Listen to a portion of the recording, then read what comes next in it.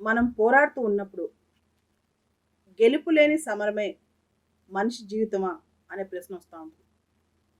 గెలుపు అన్నది ఇంత సుదూరమా, ఇంత కష్టమా, ఇంత సవాళ్ళతో, ఇంత మంటలతో కూడుకున్న పని అని చెప్పి.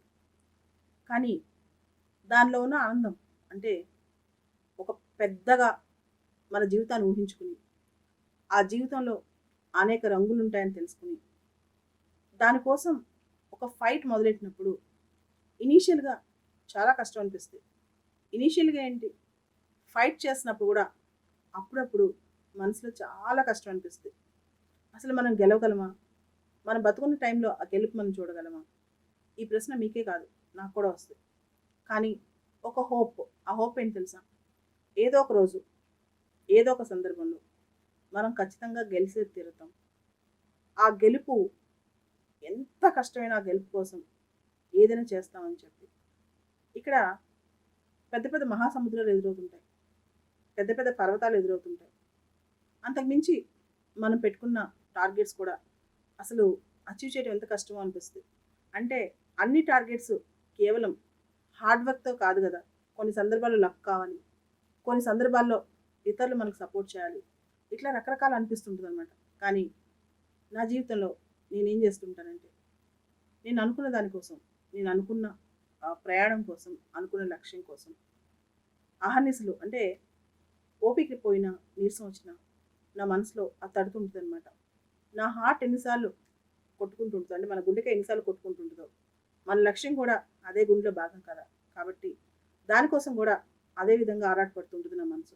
సో దాంతో మనం పోరాడుతూ పోరాడుతూ ఉంటాం. ఖచ్చితంగా ఒక హోప్ అనేది మనిషిని బతికిస్తుందని నేను అనుకుంటాను.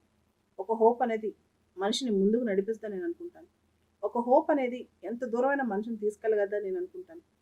ఎప్పుడైతే మనిషిని హోప్ నమ్మాడో ఆ మనిషి జీవితంలో మిరాకిల్స్ జరుగుతాయి. అంటే ఒక మనిషి జీవితంలో పాజిటివిటీని ఎత్తుక్కుంటూ ఎంత కష్టమైన పనైనా, ఎంత ఎడారులైనా, ఎంత దూరమైనా, ఎన్ని సముద్రాలైనా దాటిని వెళ్ళగలనని నమ్మాడో ఆటోమేటిక్గా మనిషి జీవితంలో అన్ని శక్తులు కలిసి వస్తాయి.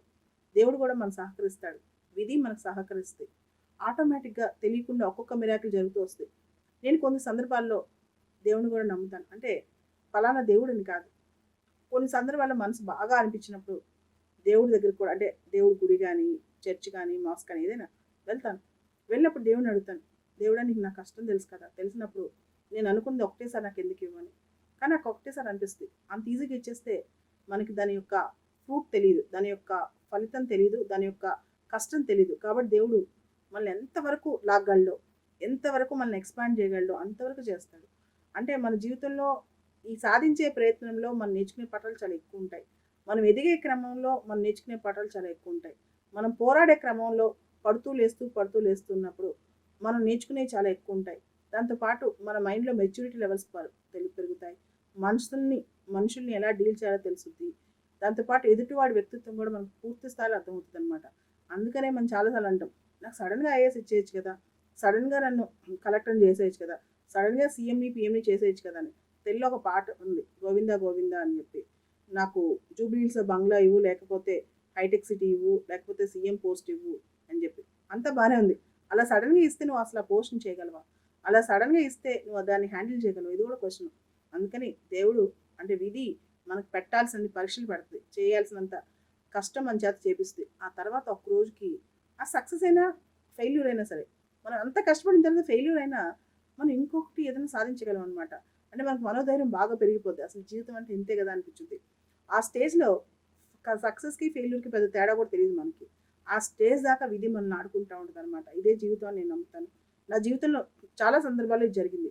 కానీ నా జీవితాల్లో ఇది జరుగుతూ కూడా ఇంత కష్టపడుతూ వెళ్ళినప్పుడు నేను అనుకోని సంఘటనలు, అద్భుతమైన సంఘటనలు ఇవి జరుగుతూ వచ్చాయి.